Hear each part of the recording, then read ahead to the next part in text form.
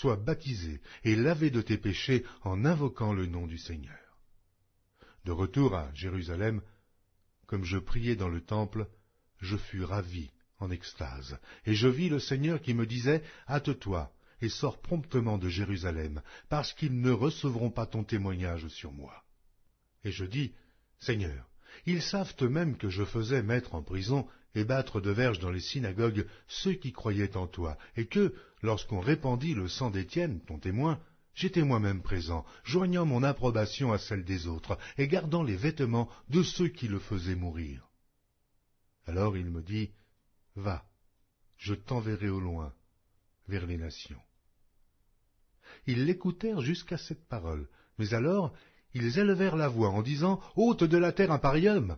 Il n'est pas digne de vivre. » Et ils poussaient des cris, jetaient leurs vêtements, lançaient de la poussière en l'air.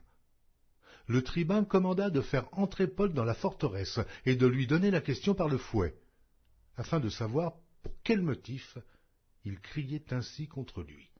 Lorsqu'on l'eut exposé au fouet, Paul dit au centenier qui était présent, « Vous est-il permis de battre de verges un citoyen romain, qui n'est même pas condamné ?» À ces mots, le centenier alla vers le tribun pour l'avertir, disant, « Mais que vas-tu faire? Cet homme est romain. » Et le tribun étant venu, dit à Paul, « Dis-moi, es-tu romain? » « Oui, répondit-il. Le tribun reprit, « C'est avec beaucoup d'argent que j'ai acquis ce droit de citoyen. » Et moi, dit Paul, je l'ai par ma naissance.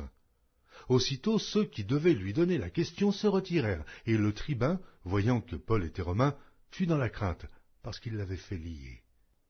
Le lendemain, voulant savoir avec certitude de quoi les Juifs l'accusaient, le tribun lui fit ôter ses liens, et donna l'ordre aux principaux sacrificateurs et à tout le Sanhédrin de se réunir. Puis, faisant descendre Paul, il le plaça au milieu d'eux. Les Actes des Apôtres, chapitre 23.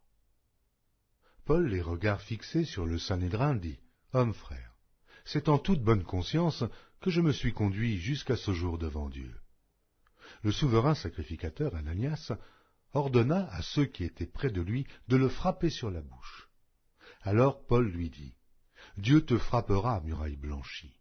Tu es assis pour me juger selon la loi, et tu violes la loi en ordonnant qu'on me frappe. » Ceux qui étaient près de lui dirent, « Tu insultes le souverain sacrificateur de Dieu. » Et Paul dit, « Je ne savais pas, frère, que ce fût le souverain sacrificateur, car il est écrit, « Tu ne parleras pas mal du chef de ton peuple. » Paul, sachant qu'une partie de l'assemblée était composée de Sadducéens et l'autre de pharisiens, s'écria dans le Sanhédrin, « Hommes frères, je suis pharisien, fils de pharisien. C'est à cause de l'espérance et de la résurrection des morts que je suis mis